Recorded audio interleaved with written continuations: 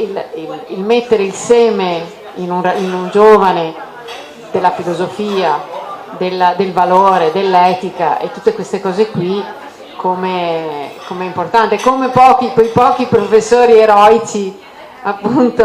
a parte nei licei, ma io insegno sporadicamente in una scuola professionale, è la prima cosa, ma prof, ma scusi, perché a me questa cosa ci serve? Ho detto, beh, se lo chiedete a me che vi faccio digital marketing, non oso pensare cosa avete chiesto a quella di italiano o a quello di matematica o di fisica, perché sinceramente no, perché io li faccio anche divertire, gli parlo di articoli di giornale, vediamo, ma i food blogger, ma che cosa cercano, cioè cerchi di rendergliele,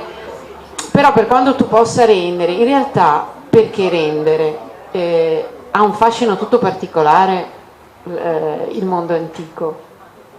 che se si capisce, se si ascolta, non ha bisogno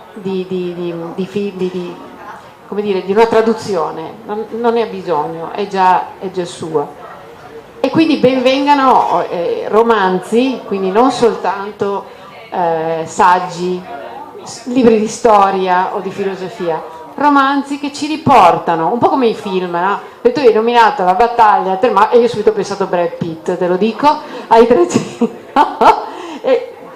Però tu te lo ricordi poi, no? Il valore del film o piuttosto del romanzo, perché fa avvicinare in una maniera più semplice a cose che però ci toccano tutti quanti, perché poi noi siamo il prodotto di tutto quello che è venuto prima di noi.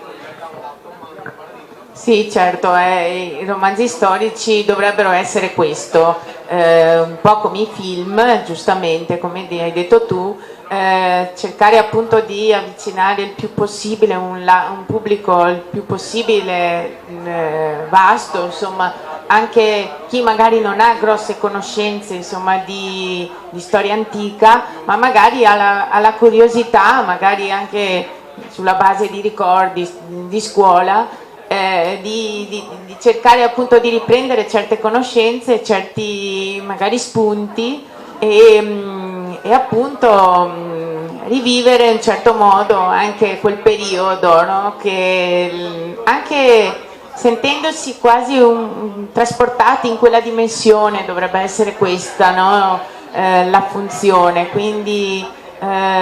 viaggiare anche un po' con la fantasia, pensare di essere proprio in quell'epoca storica e seguire passo passo i protagonisti di questi testi anche proprio nella loro vita quotidiana, in quello che facevano ogni giorno quotidianamente.